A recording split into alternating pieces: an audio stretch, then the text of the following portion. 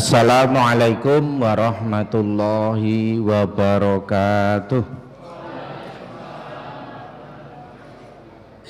Alhamdulillahirabbil alamin.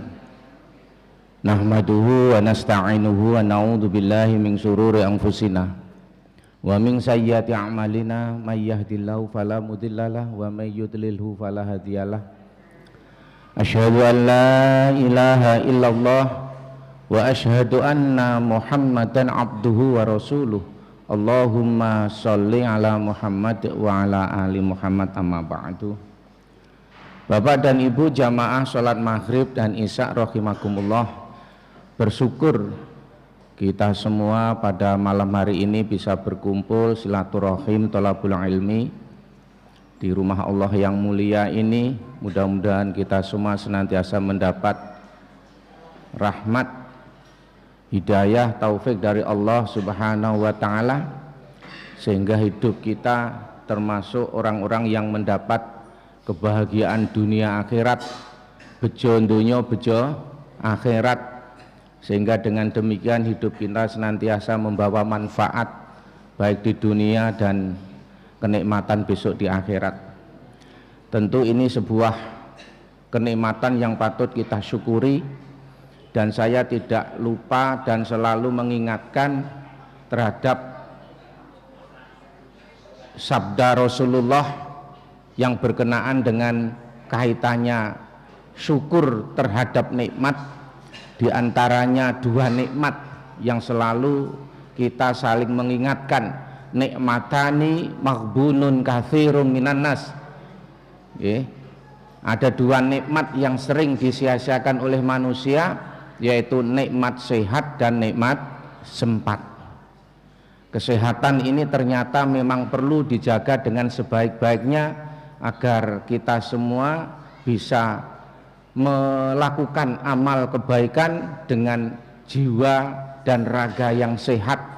Karena kalau orang itu tidak sehat, sakit, beribadah pun ternyata juga tidak bisa nyaman.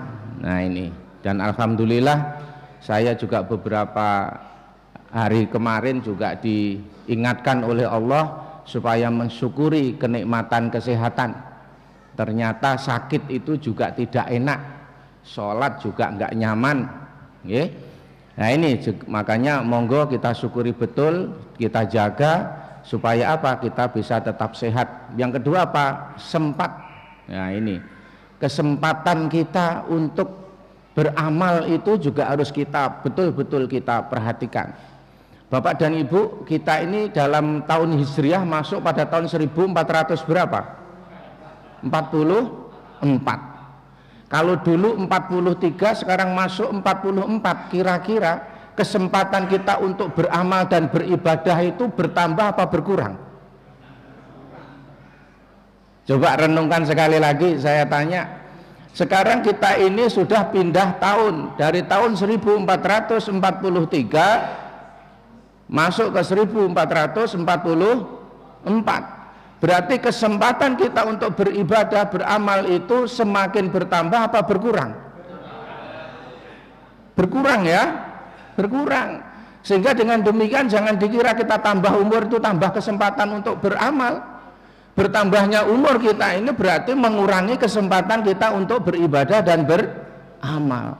Maka inilah Rasulullah selalu mengingatkan supaya kesempatan-kesempatan kita itu jangan sampai dilupakan, jangan sampai disia-siakan. Maka monggo, ini pengajian yang mungkin kajian setiap malam Rabu, ya ini kesempatan bagi kita. Ya, kesempatan bagi kita. Untuk apa? Menambah ilmu pengetahuan, menambah pengetahuan agama kita. Karena apa? Dengan bertambahnya pengetahuan agama kita, maka akan semakin bertambah amalan-amalan ibadah kita. Karena apa? Di dalam hadis Rasulullah itu diingatkan, ya, bahwasanya amal itu mengikuti ilmu, ya, mengikuti ilmu. Al-ilmu imamul amal. Ilmu itu mengikuti apa? Menjadi imamnya amal. Al-ilmu imamul amal wal amalu yatba'uhu. Nah ini, dan amal itu hanya mengikuti. Sehingga dengan demikian semakin bertambahnya ilmu agama kita juga insya Allah kalau kita sadari, kita hayati, insya Allah bisa menambah amalan-amalan ibadah kita. Nah ini monggo, ini betul-betul kita jaga.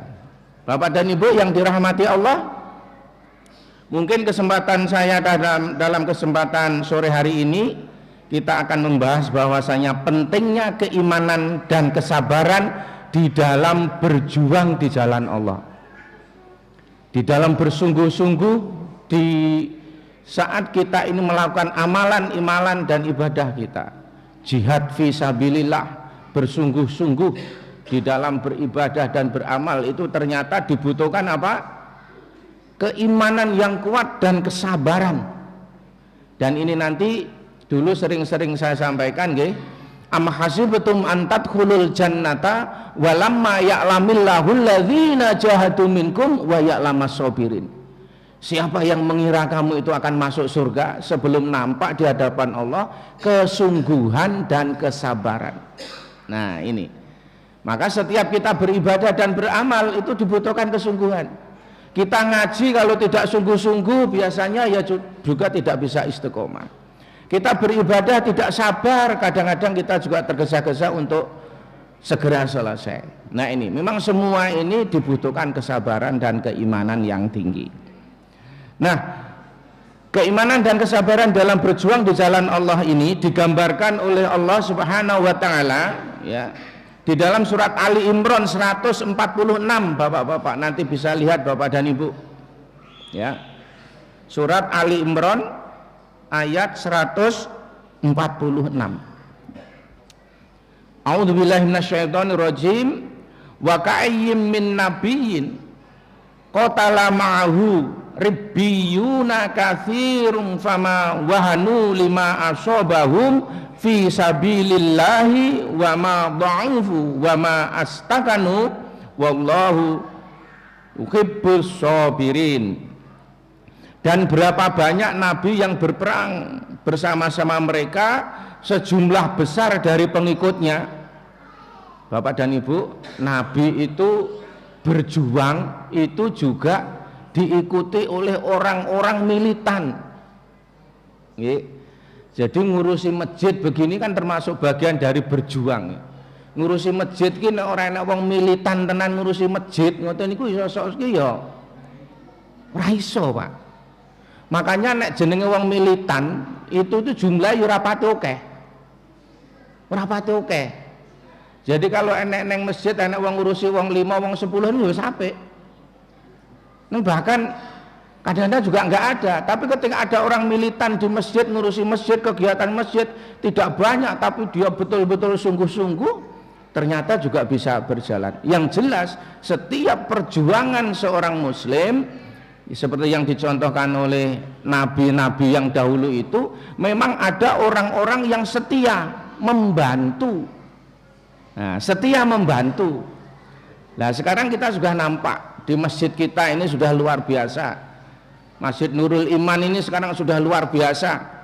Pengajian-pengajiannya sudah banyak sekali. Bahkan ada subuh berkah juga kan itu. Nah ini kan luar biasa. Jadi sekarang tinggal kita mau apa tidak untuk menambah ilmu itu, untuk berjuang di jalan Allah itu. Nah ini.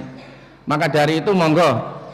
Di sini Allah mengingatkan kepada kita dalam surat Ali Imran 146, nanti bisa direnungkan ya, bisa dilihat Ali Imran 146. Berapa banyaknya nabi yang berperang bersama-sama mereka sejumlah besar dari pengikutnya yang bertakwa. Nah ini, mereka tidak menjadi lemah karena bencana yang menimpa ya, tidak menjadi lemah karena bencana yang menimpa mereka di jalan Allah, dan tidak lesu, tidak pula menyerah kepada musuh.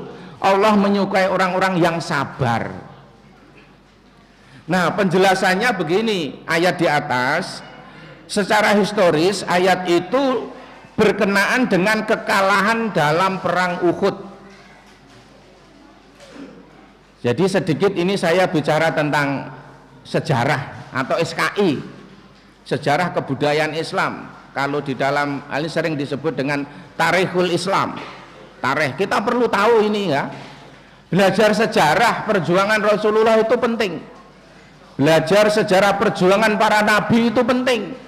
Untuk apa? Memberi spirit, memberi inspirasi kepada kita. Ternyata berjuang itu tidak semudah yang kita bayangkan.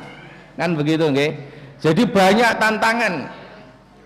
Maka dari itu di sini dijelaskan di dalam ayat di atas yang berkenaan dengan secara historis, ayat tadi berhubungan dengan kekalahan Nabi di dalam perang Uhud. Bapak dan Ibu, jadi Nabi itu berperang pernah kalah. Jadi nek jenengan pernah kalah itu ya biasa. Nggih. Tapi kekalahan itu bisa dijadikan pelajaran supaya jangan sampai kalah terus menerus. Nah, gitu loh. Jadi mungkin kalau saya sedikit menggok sedikit, kalau Anda secara politik kalah ya juga kalah terus gitu loh.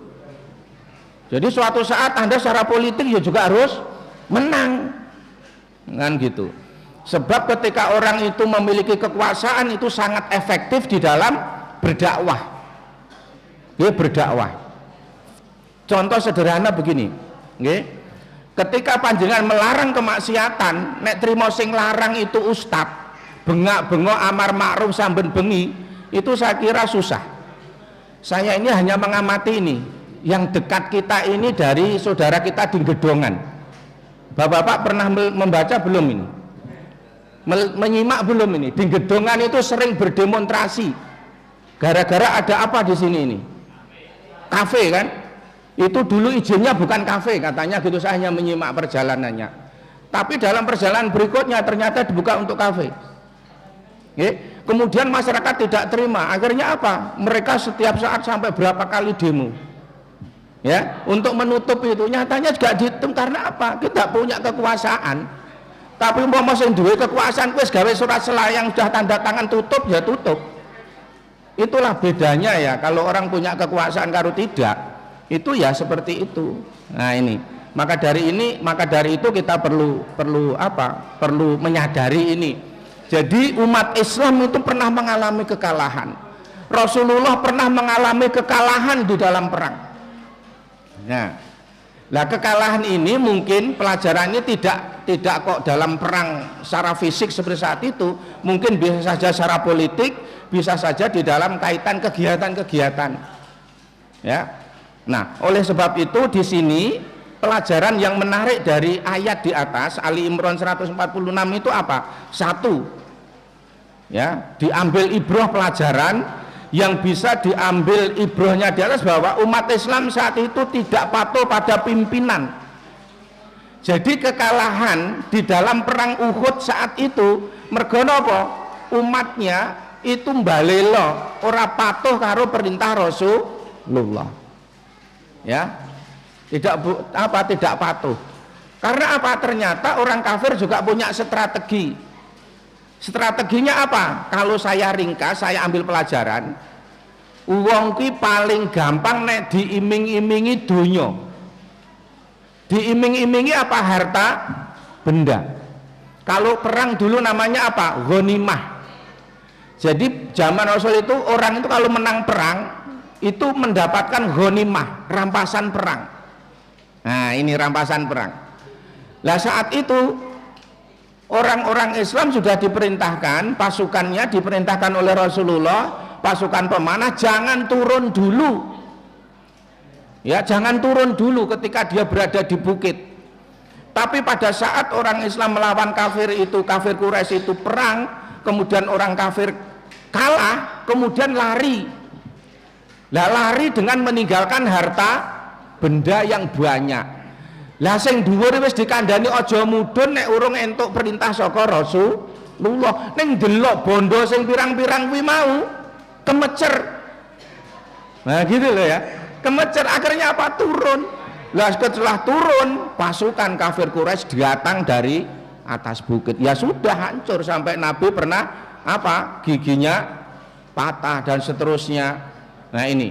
Jadi dari sini kalau bisa diambil pelajaran berarti Nabi itu pernah kena panah ya. Jadi Nabi ki ora apa cara wong saiki apa ora dogdeng. Ora kebal itu enggak. Ora kebal mungkin karena dapat perlindungan Allah saja. Ini saat ini kan ada namanya ilmu kebal ya ini. Kowe ora tedas dibacok, ora tedas di nopo gitu. Tapi Nabi ternyata juga kena itu. Nah ini giginya sampai patah. Nah ini pelajaran yang menarik. Kalau umat Islam ini sudah tidak patuh pada pemimpin, ya tinggal tunggu kehancurannya. Gitu. Nah sekarang misalnya masjid yang jadi pemimpin siapa? Ya tentunya mari. Nah kepemimpinan sekarang itu tidak otomatis otoriter.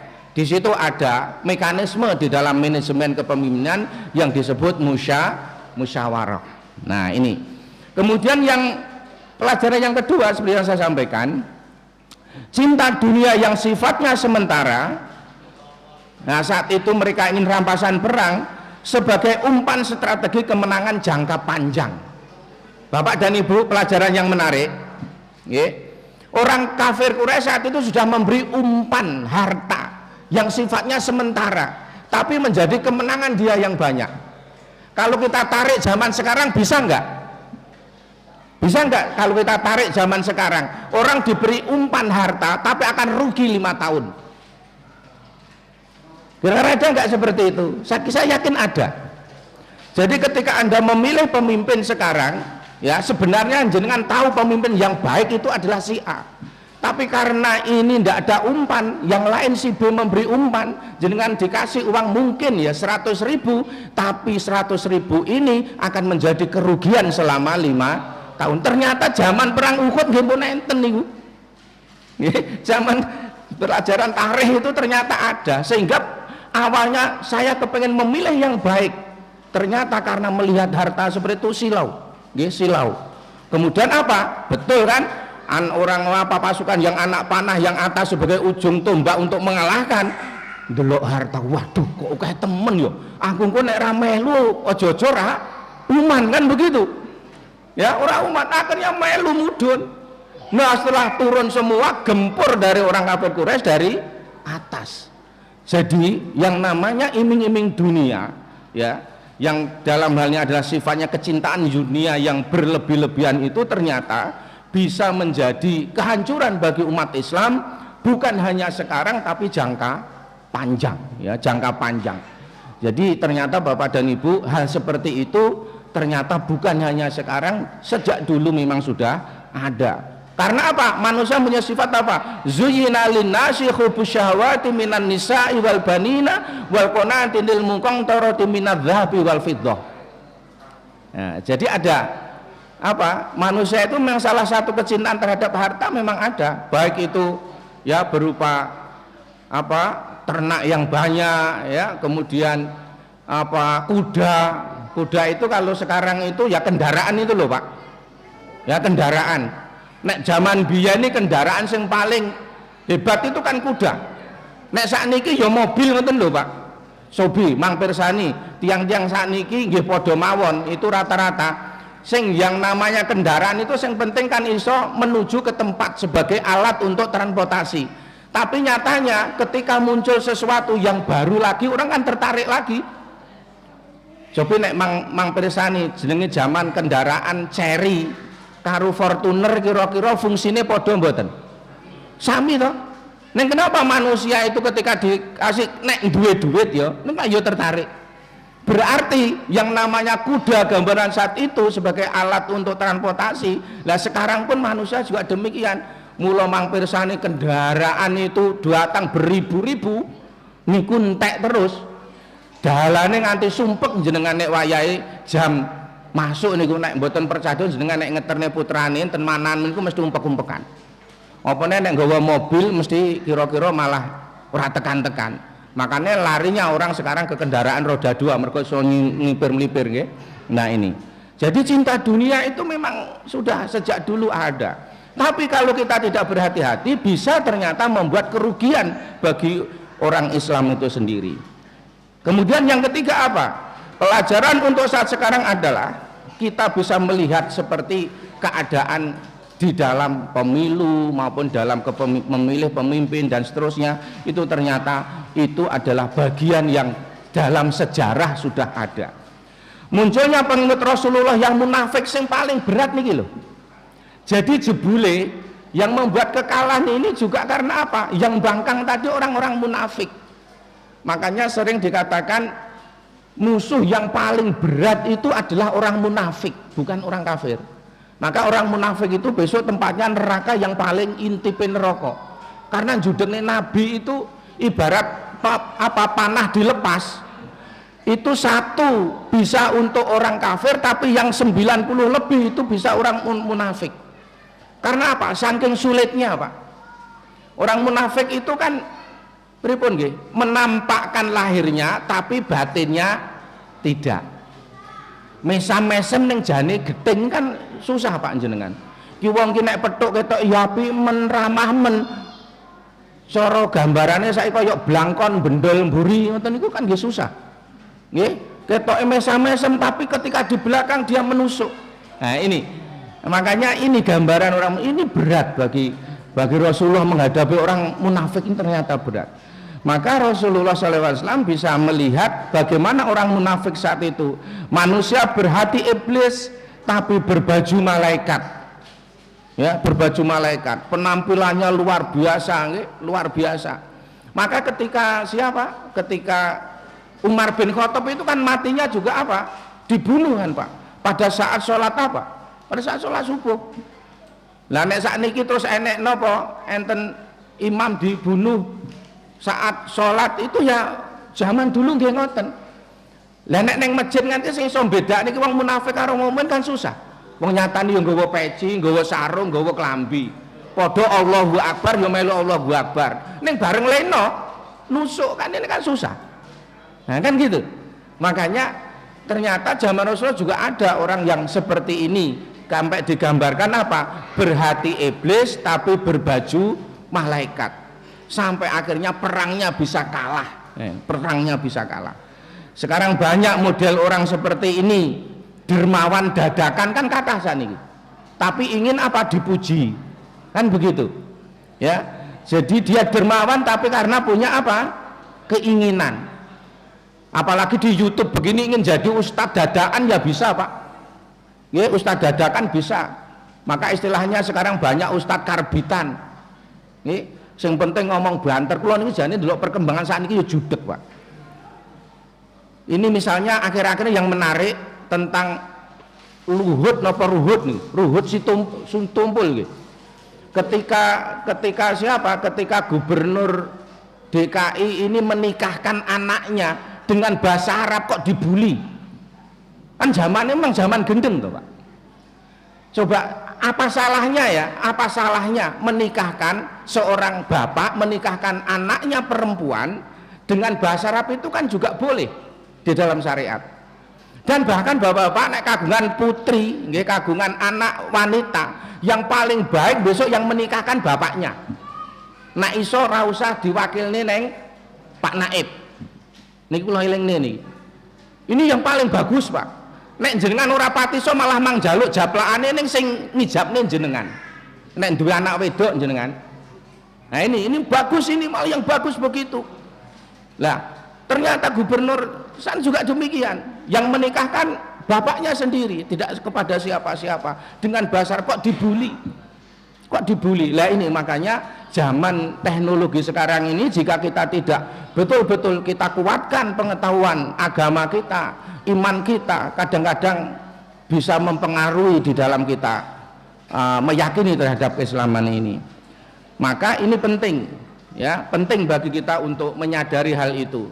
Kemudian pelajaran yang berikutnya Bapak dan Ibu, di sana berjuang itu butuh teman. Ya, zaman tadi kan digambarkan di sana kan berapa banyak nabi berperang bersama mereka sejumlah besar dari pengikutnya yang bertakwa. Berjuang itu butuh teman, butuh organisasi yang baik, dibuat program yang baik, perlu wadah untuk mengorganisir agar dalam berjuang itu bisa efektif. Maka dibutuhkan kepemimpinan yang membela keimanan. Nah ini. Jadi masjid akan bisa hebat itu kalau apa? Kalau di sini memang juga dipimpin secara baik, diorganisir maksudnya. Lah ada yang ngewangi orang malah jegali kan susah kan. Memang sok-sok ini memang wong arep berbuat baik iki ora ngewangi ning malah jegali itu ya oke. Tapi ya ora apa, berbuat baik itu memang tantangannya gitu. Cobi nyan perhatikan, orang kalau melakukan kebaikan itu pasti ada rintangan dan hambatan, itu biasa. Nek wong tumindak jelek ya ora, kula teringat membaca begini, setan kuwi nek wong tumindak jahat kuwi rasa digodho, ditokne wae wong wis tumindak jahat kok. Nek wong tumindak becik niku digodho, jenengan ajeng pengajian itu digodho, engko nyang apa ora ngoten niku. Makanya dulu pernah saya sampaikan, fa'alhamaha fujuraha wa taqwaha. Di dalam jiwa manusia ini ada dua bisikan, satu ngajak yang baik, satu ngajak yang takwa. Lah ini nanti siapa yang menang, ajakan yang takwa apa ajakan yang jahat, itu akan tarik menarik. Lah siapa yang menang? Yang menang adalah ilmu yang menunjukkan ke jalan yang benar. Misalnya jeneng arep mangkat pengajian, wah ketok kok males temen, ingat bahwasanya thalabul ilmi fardhatun ala kulli muslimin wa muslimat. Oh berarti nek perintah menuntut ilmu itu wajib, berarti perintah Allah, saya ingin menjadi orang yang mendapat keberuntungan dunia akhirat, mendapat kenikmatan akhirat. Oh iya, ini perintah Allah, saya ikuti, saya taati. Nah, berarti bisa mengalahkan itu, berarti ada kekuatan besar untuk mengalahkan. Tapi kalau tidak ada, lembek, lah nanti ada di situ yang membuat kekalahan itu salah satunya lemah. Nah ini nggih. Jadi berjuang itu butuh teman, butuh teamwork yang kuat, teamwork yang kuat. Saya yakin kalau masjid ini diurusi dengan baik, tidak bisa saja mengalahkan yang lainnya. Nyan persani Masjid Jogokaryan, Masjid Al-Falah itu kan ya biasa masjid, tapi nyatanya luar biasa, mampu memberi jawaban terhadap keinginan dan kebutuhan masyarakat. Kebutuhan masyarakat. Nek jenengan tindak Al-Falah itu disediakan makan sehari 3 kali. Nek guru jenengan dereng dahar makan siang itu jenengan mampir menika bisa dicepai makanan. Kemudian lagi di mana itu? Di Jogokaryan itu juga demikian. Saking bagusnya itu sampai-sampai sedekah-sedekah itu luar biasa. Luar biasa. Sekarang ada lagi yang menarik, subuh berkah itu sekarang biar ibu-ibu tertarik untuk datang, itu di situ ada belanjaan gratis, sayur mayur gratis. Lah bisa saja nanti masjid sini kalau subuh berkah, nanti panitia nyiapkan dicepak ning kono sak plastik mong pokoke jatahe sak omah siji, aja wong sak omah kok njukuk 10. Ojone dipek dhewe ya. Pokoknya sak omah jatahe siji dicentel ning kono, yang datang ke sini pulang bisa bawa sayur mayurnya, silahkan bawa pulang. Lumayan kan? Meskipun tidak begitu banyak, tapi kan bisa dimasak di rumah. Nah, kemudian saya pernah itu mendatangi subuh berkah, saya itu disuruh datang. Di situ sudah ada apa? Bawang, brambang, ya, kemudian segala macam sayuran, mulai dari wortel dan seterusnya, juga yang situ. Suruh ngambil sendiri-sendiri. Yang penting orang oke, kan gitu. Silakan ambil, pulang. Waduh, sudah ngaji, pulang senyum-senyum. Kenapa? Lumayan nggak ke pasar. Wah, kan enggak apa-apa. Loh, ini dari sisi dakwah boleh kok. Saya ingatkan Rasulullah dalam sisi dakwah itu menarik loh, Pak. Apa? Basyiru wala tunafiru, gembirakan, jangan membuat orang itu lari. Jadi orang yang datang masjid ini digembirakan. Biar seneng. Karena apa? Berjuang itu harus bergembira. Berjuang itu gembira, Pak. Jadi jenengan ngurusi masjid ya harus seneng, jenengan ngaji ya harus seneng. Ojo susah. Jenengan ngaji kok susah. Jane wong tumindak becik niku jane ya penak tur diseneng nih. Wong nyatane jenengan ngaji ya dicepaki unjukan daharan kok. Nah ini jadi dibahagiakan. Meskipun dikasih makanan dan minum itu semua dari mana? Dari sedekah jenengan. Jane padha wae sing menehi yo ganjaran, sing nampa yo memberi kemanfaatan. Coba sing dekah iki nek sing diparingi mboten kersa kabeh kan yo susah. Jadi kabeh iki enek untunge, aja kok ngaji tekone nek panganan yo aja ngono. Wong wae sedekah nek enek wong teko ya susah. Nah, ini loh, jadi kabeh kene. Jadi Allah memerintahkan sesuatu itu sebenarnya kembali kepada manusia sendiri. Kita suruh bersedekah, suruh berinfak itu kan kembali manusia untuk kesejahteraan manusia. Wong ki nek wis diwene seneng biasane ndongane apik napa seneng? Ndongane apik, ora ndongane susah. diwene makanan nganti anu ngono nih yo enek ngono kejik maido enek apa pengajian tak rewangi teko terima isine tahu ya nggur karek mangan kok mangap ngono ya gentian. Nah ini jadi memang itu berarti orang yang kurang bersyukur bisa saja terjadi seperti itu. Nah berjuang butuh teman, butuh organisasi yang baik ya, buat program yang baik, dievaluasi dengan baik, beri kekuatan yang besar untuk saling membantu. Nah ini ta'awanu 'alal birri wat taqwa wala ta'awanu 'alal ismi wal 'udwan. Kita bisa saling membantu satu dengan yang lainnya. Saya yakin akan bisa menjadi besar. Nah, kemudian yang berikutnya apa? Pelajaran yang ada di dalam ayat tadi, surat Al-Imran 104 tadi. Ribiyun. Ribiyun itu apa artinya? Bermakna taat beribadah.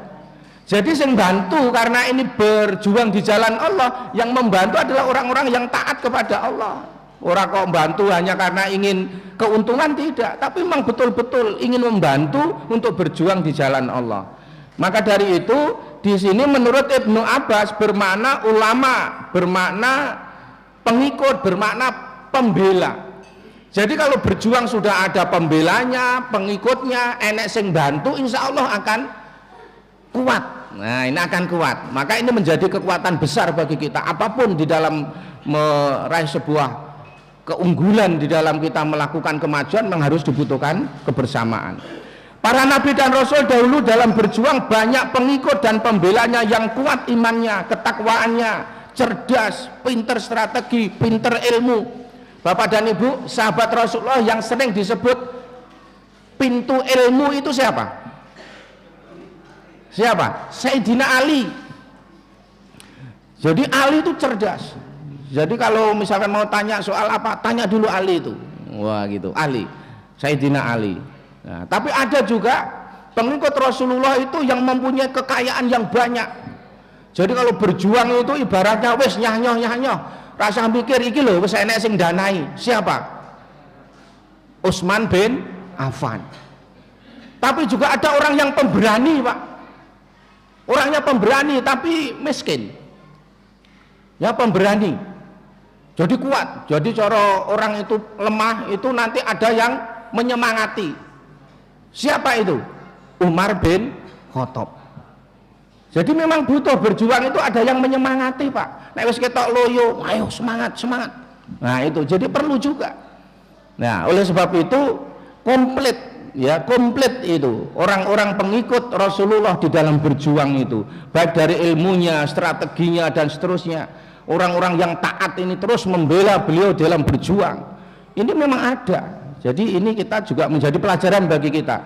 Masjid ini bicara kuat, kekuatan umat ini akan menjadi kuat, masyarakat kita akan menjadi kuat, umat Islamnya kalau kita bersatu, bersatu. Nah, berbeda pendapat biasa. Zaman Rasulullah berbeda pendapat itu ya ada, Pak. Contoh sederhana begini. Dulu ada seorang musafir pergi di tengah padang pasir, sudah waktu masuk azan. Mau sholat dia tidak menemukan wudhu. Tidak menemukan air untuk berwudu. Akhirnya mereka berdua memutuskan untuk apa kalau nggak ada air? Tayamum. Nah tayamum kemudian sholat. Kemudian setelah berjalan kemudian menemukan air. Nah kira-kira nek jenengan iki perlu salat neh apa ora? Oh jenengan saya muni mboten toh? Ente saya muni salat neh. Ternyata zaman Rasul ada juga. Yang satu akhirnya yang salat, yang satunya tidak. Karena apa? Menemukan air. Aku mau kan urung wudhu dengan air. Akhirnya apa Bapak dan Ibu? Dilaporkan kepada Rasulullah. Ya sudah, yang tadi tayamum sholat dapat pahala 1. Yang ini, yang kemudian sholat lagi dapat pahala 2. Artinya apa? Tidak disalahkan. Yang saya ingin berbeda masalah furu'iyah saja manusia, umat Islam kadang-kadang wis gontok-gontokan. Lah ini yang perlu jadi pelajaran bagi kita. Yang kita berbeda itu kan masalah furu' ya, masalah cabang. Kalau masalah syariat ini sama. Contoh misalnya perintah sholat, kabeh menjalankan sholat, sholat. Cuma mungkin ada hal yang berbeda sedikit. Ya ora apa-apa. Wong kadang-kadang kita berbeda sih masalah furu' geger. Neng sing ora sholat kan mangtokne wae. Padha karo niku lho. Kasus pada saat saya itu dilapori tentang orang yang tarweh yang berbeda itu. diskusi semalam suntuk masalah tarweh, jebule malah sing diskusi ora tarweh nganti tekan esuk. Loh ini kan lucu kan? Makanya sama ketika kita berbeda di dalam apa? Menjalankan apa? Sholat id itu. Pasti jenengan nanti sering menemukan perbedaan dalam sholat id. Sing sholat id malah geger. Neng orang sholat id malah tenang-tenang saja. Maka ketika ada rubrik yang memberikan contoh yang sederhana, ini sebagai gambaran itu, ada orang geger, kamu sholatnya apa? Sabtu, kamu apa? Minggu. Aku Sabtu, kamu Minggu, Sabtu Minggu, geger. Sing teko, kowe iki kok do geger ngopo? Wong aku ora salat ora apa-apa kok. Lho. Tapi ya toh, ora salate meneng bae kok. Karena apa? Semua punya landasan. Di dalam Al-Qur'an katakan, nggih. Wala taqfu ma laisa laka bi'ilmun. Janganlah kamu beramal jika kamu tidak tahu ilmunya. Nah, ini yang penting kan dasarnya ilmu. Sing dino mungkin sing dino setu ya punya dasaran pakai ilmu hisabnya, mungkin yang ini pakai ru'yahnya. Ya monggo nek pancen ora bersatu, yang ada adalah kita saling menghargai, tidak saling membuli. Lah ini penting bagi kita agar umat ini tidak pecah itu di situ. Ya, monggo. Nek perlu lapangan yo ngenekne ping pindho nek do gelem ya. Biasanya yang ngono. Nah ini makanya monggo. Maka dari itu kita tidak boleh saling bertengkar masalah furu'iyah. Nah, di dalam berjuang di jalan Allah, meskipun banyak tantangan dan rintangan, mereka tidak akan menjadi lemah, lesu dan menyerah. Ini yang harus kita pegang. Nah, kadang-kadang ngundang pengajian pertama jane sing tak undangi wong 100 sih, Pak. Sing teko wong 10 wis lemes. Walah, tak rewangi tak undang wong 100. Sing teko nggur wong 10. Wis tak undang nanti ping 3 ngene iki terus akhirnya lemes jenengan, wis wegah neh. Ndak boleh begitu ternyata. Ini adalah merupakan tantangan. Tantangan di dalam Al-Qur'an tadi sebutkan apa? Lemah, lesu, menyerah. Lah memang penyakit berjuang di jalan Allah itu diantaranya adalah satu, wahn, penyakit merasa hina, turun semangat, ya, karena disebabkan oleh kekhawatiran. Wah, engko jojo. Kan kadang begini, orang itu belum melakukan sudah khawatir kan. Itu biasanya gini, tak undang angeli, engko tak undang ya angel meneh. Itu belum berjuang itu. Mau melangkah saja sudah belum. Tapi sudah merasa apa? Khawatir tadi, wahan. Wahan. Jadi penyakit ini sering terjadi pada manusia, apalagi di dalam mengelola sebuah ya kegiatan-kegiatan itu nampak saya. Penyakit merasa hina, turun semangat karena apa? Disebabkan oleh kekhawatiran. Udan misalkan, wah, engko aku undangan musim udan kok jojo udan deres. Ora enek sing teko. Ra teko ya wis to ya. Kan begitu. Nah, kan gitu, timbang prei. Pengajian kok prei, wah sing ado-ado teko jebule prei apa lah udan. Nah, kan susah juga kan. Nah, ini. Kemudian yang kedua apa? Penyakit bagi umat Islam ini apa? Di samping wahan tadi, dhaif. Penyakit lemah. Semangat tidak berani menghadapi musuh dan tantangan disebabkan oleh anggapan bahwa musuh itu lebih kuat, lebih hebat, lebih luar biasa, sehingga kita, waduh, musuhku kok ampunan. Kalau cara arep tinju lho Pak, walah, gede men musuh iki. Wah, akhirnya sudah apa? Sudah tidak berani, sudah down dulu, kan gitu. Padahal ketika orang mau berjuang itu semangat itu kan menjadi modal utama. Walah gede ya apa ya gitu. Wani aku perkara ditendang gletak ya mbuh. Lah wis tempur betul kan gitu. Nah ini, maka penyakit yang ini banyak itu. Jadi nonton musuh wis silau sik. Waduh, kalah tenan aku. Urung laku semua kalah. Ini penyakit ini. Makanya dulu kan perang itu pernah ya terjadi. Karena musuhnya banyak sekali pada zaman ditarik Mian Persani. Musuhnya banyak sekali, umat Islam itu silau bolone sithik. Kan bolone sithik. Akhirnya apa? Kapal-kapalnya itu dibakar oleh panglimanya. Dibakar. Sudah. Kalau kamu maju menang, kamu akan mendapatkan ghanimah. Tapi kalau kamu maju ternyata mati, maka surga menantimu. Tapi kalau kamu lari ke belakang, kapalmu sudah saya bakar dan kamu mati di dalam lautan, tapi matimu mati di neraka. Karena apa? Lari dari musuh. Pak Aryo apa? Wah, semangat maju. Makanya perlu juga di dalam berjuang itu ada orang yang memberi semangat. Berjuang itu perlu enten sing memberi semangat. Ben apa? Ben bangkit semangate. Jenengan ku sing ngisi wis klemak-klemek. Nggih to, wis ora pati semangat, meden-medeni sisan. Sesuk ora mangkat sisan. Gitu kan gitu, harus ada yang memberi semangat. Monggo siapa itu yang memberi semangat di dalam berjuang, ada semangatnya.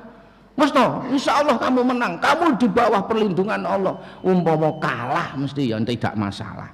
Satu lagi penyakit yang ada adalah istakanu, ya, istakanu, penyakit yang tidak baik di dalam berjuang itu istakanu, menyerah pada nasib. Putus asa sehingga berhenti tidak mau bergerak. Alah wis kapok aku, wis tak undang ping bola-bali wis ora teko. Wis gah. Akhirnya ngalah. Nah ini penyakit ini ternyata banyak. Maka insya Allah umat Islam diingatkan melakukan sesuatu itu harus diulang-ulang. Berdoa aja diulang-ulang. Jadi kita ini ada yang pulang haji enggak ini? Ada yang ikut haji, ini kan karangannya sudah pulang ya hajinya ya. Sing pun haji mang pirsani. Tawaf itu berapa kali? 7 kali. Sa'i berapa kali? 7 kali. Melempar jumroh berapa kali? 7 kali. Jadi ketika orang itu melakukan sesuatu kok ternyata belum berhasil, jangan dianggap itu kegagalan. Keberhasilan yang tertunda. Ngoten lho. Gambarannya kan ngoten niku jane optimisme di dalam agama itu sudah diajarkan. Cuma karena mungkin kita belum sampai ke sana, ya perlulah kita saling mengingatkan, nah ini yang penting. Monggo Bapak dan Ibu, karena sudah isak gini tadi nggih. Ya, mudah-mudahan sedikit ini bisa memberi inspirasi bagi kita semua untuk berjuang di jalan Allah. Tetap harus ada kebersamaan, bisa saling membantu dalam berjuang jalan Allah. Insya Allah pasti akan mendapat keberhasilan. Yang penting ada doa, ada ikhtiar, ada tawakal. Insya Allah jika itu semua bisa maksimal, maka kita akan meraih keberhasilan sesuai dengan apa yang kita inginkan, dengan ridho dan barokah dari Allah Subhanahu wa Ta'ala. Demikian Bapak dan Ibu, jika ada kekurangannya mohon maaf. Billahi taufiq wal hidayah. Assalamualaikum warahmatullahi wabarakatuh.